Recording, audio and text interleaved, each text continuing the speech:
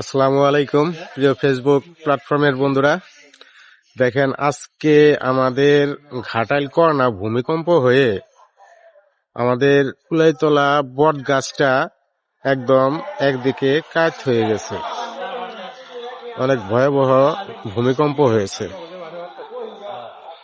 গাছটা সোজা ছিল, কিন্তু ভূমিকম্পের কারণে গাছটা দক্ষিণ দিকে পিলার ছিল, চতুর্দিকে পিলারটা ফেটে গেছে এবং গাছটা দক্ষিণ দিকে কাত হয়ে গেছে। অনেক ভয়াবহ ভূমিকম্প হয়েছে আজকে।